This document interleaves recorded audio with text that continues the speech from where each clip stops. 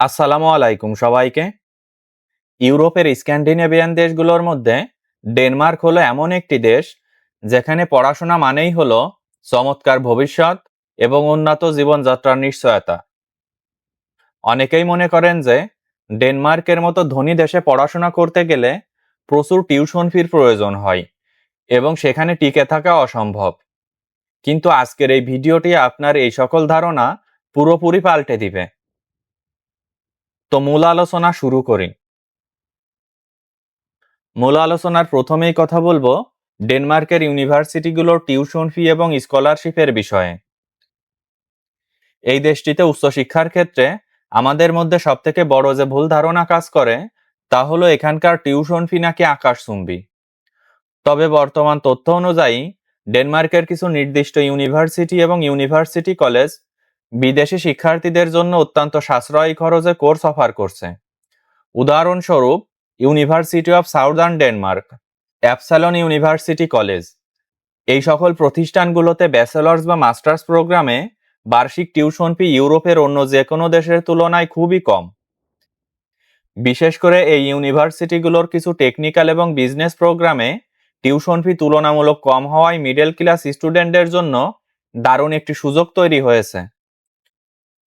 বাংলাদেশি টাকায় এই ফি অন্যান্য দেশের টপ ভার্সিটিগুলোর তুলনায় অনেক ক্ষেত্রে খুবই কম, এবং আপনি যদি প্রথম সেমিস্টারে ভালো রেজাল্ট করতে পারেন তবে অনেক সময় বিভিন্ন ক্যাটাগরির স্কলারশিপ বা টিউশন ফি ওয়েভার পাওয়ার সুযোগ থাকে।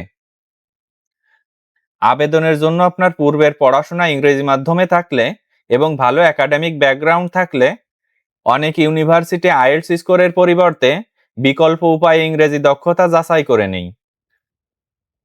ডেনমার্ক সরকার বর্তমানে গ্রিন এনার্জি, আইটি, ইঞ্জিনিয়ারিং এবং বিজনেসের মতো সেক্টরগুলোতে বিদেশি শিক্ষার্থীদের জন্য পড়াশোনার সুযোগ অনেক প্রসারিত করছে। আপনি যদি এই সকল পাবলিক ইউনিভার্সিটিগুলোর অফিসিয়াল পোর্টাল চেক করেন তাহলে খুব সহজেই আবেদনের সকল গাইডলাইন পেয়ে যাবেন। ডেনমার্কে পার্ট টাইম জব ও ইনকামের বিষয়ে এখন আপনাদের সঙ্গে আলোচনা করি। এই দেশটিতে পড়াশোনার পাশাপাশি পার্ট টাইম কাজ করার সুযোগ অত্যন্ত চমৎকার এবং এখানকার শ্রম আইন শিক্ষার্থীদের অধিকারকে পুরোপুরি সুরক্ষা দেয়। ডেনমার্কের আইন অনুযায়ী একজন বিদেশি শিক্ষার্থী পড়াশোনা চলাকালীন প্রতি সপ্তাহে 20 ঘন্টা বৈধভাবে পার্ট টাইম কাজ করার অনুমতি পায় এবং ছুটির দিনগুলোতে ফুল টাইম বা আনলিমিটেড কাজ করতে পারে। এখানে restaurant, hotel, cleaning, delivery service এবং বিভিন্ন কর্পোরেট অফিসের কাস্টমার সাপোর্ট বা ওয়্যারহাউস সেক্টরে প্রচুর কাজের সুযোগ আছে।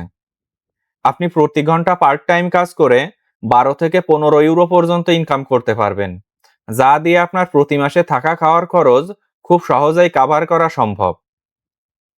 পার্ট টাইম কাজ খোঁজার জন্য জব ইন্ডেক্স বা লিঙ্কডইন এর মতো অনলাইন পোর্টালগুলো নিয়মিত ভিজিট করতে হয় এবং নিখুঁত ডেনিশ স্টাইল সিভি তৈরি করতে হয়। তবে একটি গুরুত্বপূর্ণ টিপস হলো ডেনমার্কে আসার পর যদি আপনি বেসিক ডেনিশ ভাষাটা শিখে নিতে পারেন সেক্ষেত্রে আপনার জব পাওয়ার পসিবিলিটি এবং বেতন দুটোই বহুগুণ বেড়ে যাবে। পড়াশোনার পাশাপাশি এই পার্ট টাইম কাজগুলো কেবল আপনার পকেটের খরচই যোগাবে না, বরং ডেনমার্কের জব মার্কেটে একটি শক্তিশালী নেটওয়ার্ক তৈরি করতে সাহায্য করবে। পড়াশোনা শেষে ডেনমার্ক সরকার গ্রাজুয়েটদের জন্য এস্টাবলিশমেন্ট কার্ডের মাধ্যমে ফুল টাইম জব খোঁজার দারুণ সুযোগ দেয়, যা আপনার পার্ট টাইম ক্যারিয়ারের একটি সার্থক রূপ। ডেনমার্কের স্টুডেন্ট ভিসা আবেদন প্রক্রিয়া এবং ডকুমেন্টস লিস্ট নিয়ে এখন আপনাদের সঙ্গে আলোচনা করি। ডেনমার্কের স্টুডেন্ট ভিসা বা রেসিডেন্স পারমিট আবেদন প্রক্রিয়াটি অত্যন্ত নিয়মতান্ত্রিক এবং এটি মূলত নিউ টু ডেনমার্ক পোর্টালের মাধ্যমে অনলাইনে সম্পূর্ণ করতে হয়। ভিসা আবেদনের প্রথম ধাপ হলো ইউনিভার্সিটির অফিসিয়াল অ্যাকসেপ্টেন্স লেটার বা অ্যাডমিশন পাওয়ার পর টিউশন ফি পরিশোধ করা এবং সেই পেমেন্ট রিসিপ্ট সংগ্রহ করা। দ্বিতীয় ধাপে আপনাকে অনলাইন পোর্টাল থেকে স্টুডেন্ট রেসিডেন্স পারমিটের জন্য ফর্ম পূরণ করতে হবে এবং ডেনিশ ভিসা ফি অনলাইনে পেমেন্ট করতে হবে। ভিসার জন্য আপনার ব্যাংক অ্যাকাউন্টে বা স্পন্সরের অ্যাকাউন্টে জীবনযাত্রার খরচ বাবদ একটি নির্দিষ্ট পরিমাণ অর্থ সলভেন্সি হিসেবে দেখাতে হবে। ডকুমেন্ট চেকলিস্টের মধ্যে আপনার অন্তত 1 বছর মেয়াদী অরিজিনাল পাসপোর্ট, ইউনিভার্সিটির official admission letter, tuition fee payment receipt, academic certificate ও মার্কশিট অত্যন্ত যত্নের সাথে সঙ্গে রাখতে হবে।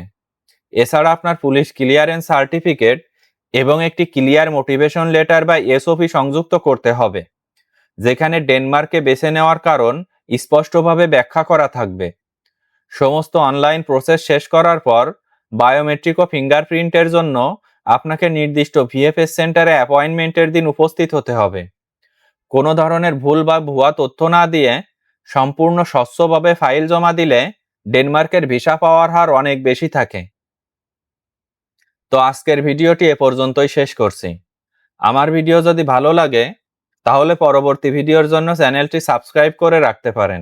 ধন্যবাদ সবাইকে।